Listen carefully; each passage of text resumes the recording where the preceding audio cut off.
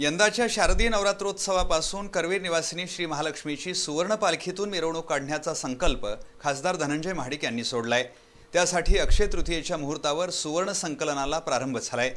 गेल्या 4 महिन्यात सुवर्ण पालखी ट्रस्टकडे जमा झालेल्या 10 किलो सोन्यातून पालखी घडवण्याच्या कामाला आजपासून विधिवत प्रारंभ झालाय।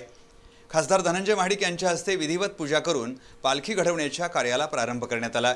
दरम्यान परगावाहून मंदिरात येणाऱ्या भाविकांना पालखीसाठी सुवर्ण दान देता यावं यासाठी जुना राजवाडा पोलीस ठाण्यानजीक आणखी एक स्वतंत्र सुवर्ण संकलन कक्ष स्थापन करण्यात आलाय।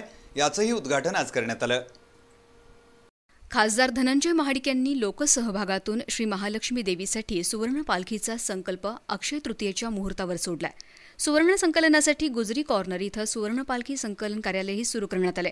स्थानिक भाविकांपासून देश-विदेशातील भाविकांकडून सुवर्ण दानासाठी ओघ वाढला आणि या उत्स्फूर्त सहभागातून ट्रस्टकडे गेल्या 4 महिन्यात सुवर्ण पालखीसाठी सुमारे 10 किलो सोनं जमा झाले।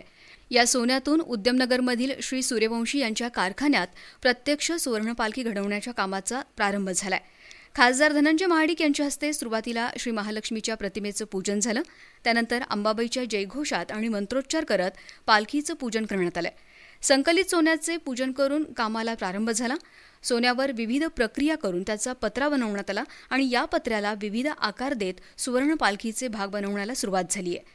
सुवर्ण कारागीर गणेश चव्हाण, भरत ओसवाल यांनी या कामाच्या प्रक्रियेबाबत खासदार धनंजय महाडिक यांना माहिती दिली। दरम्यान परगावाहून कोल्हापुरात आलेल्या भाविकांना देवीसाठी मंदिर परिसरातच सुवर्णदान देता यावं यासाठी जुना राजवाडा पोलीस ठाण्याच्या शेजारीच आणखी एक सुवर्ण पालखी संकलन कक्ष सुरू करण्यात आलाय। याचं उद्घाटन खासदार धनंजय महाडिक यांच्या हस्ते करण्यात आलं। श्री महालक्ष्मीची आरती करून अंबाबाईच्या जयघोषात सुवर्ण संकलन कक्षाच्या कामाला प्रारंभ करण्यात आलाय। कोल्हापुरातील बाळासाहेब जाधव आणि भालचंद्र अष्टेकर यांना सुवर्ण पालखी समितीवर निमंत्रित सदस्य म्हणून घेण्यात आलं आहे। याची नियुक्तीपत्र खासदार महाडिक यांच्या हस्ते जाधव आणि अष्टेकर यांना प्रदान करण्यात आली।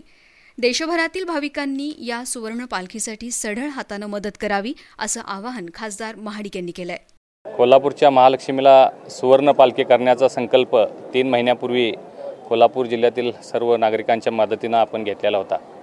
आज रोहिणी नक्षत्राच्या निमित्तानं गेल्या 3 महिन्यामध्ये जे जमा झालेलं सोनं होतं त्याच्या माध्यमातून महालक्ष्मी पालखीसाठी आबदागिरी, चौऱ्या आणि मोर्चेल या वस्तूंच्या कामाचा शुभारंभ झालेला आहे। जवळजवळ 10 किलो सोनं आपल्याकडे संकलित झालेलं आहे। अजून 20 ते 25 किलो सोन्याची आवश्यकता आहे। या निमित्तानं मी कोल्हापूर जिल्ह्यातील व महाराष्ट्रातील तमाम नागरिकांना आवाहन करू इच्छितो की दसऱ्याला, नवरात्रीला आणखीन 2.5 महिने शिल्लक आहेत। या 2.5 महिन्यामध्ये या उर्वरित सोन्याचं संकलन आपल्याला करायचं आहे। आपण सगळ्यांनी त्यामध्ये योगदान द्यावं ही विनंती मी करतो। येत्या नवरात्रीपूर्वी सुवर्ण पालखीचं काम पूर्णत्वाला जाईल या दृष्टीनं सर्वांनी संघटितरित्या प्रयत्न करावेत असं आवाहन खासदार महाडिक यांनी केलं आहे। केदारलिंग बेकरीचे मालक राजाराम खाडे यांनी सुवर्ण पालखीसाठी 11 ग्रॅम सोने दान दिले। त्याचप्रमाणे इतर भाविकांनीही सोने आणि रोख रक्कम या केंद्रावर जमा केली आहे। याप्रसंगी भरत ओसवाल, जितेंद्र पाटील, रामाराव, नंदकुमार मराठे, महेंद्र इनामदार, महेश त्रिपाठी, प्रकाश संघवी, त्यागराज शेट्टी, राजाभाऊ मराठे यांच्यासह भाविक आणि सुवर्ण पालखी समितीचे सदस्य उपस्थित होते।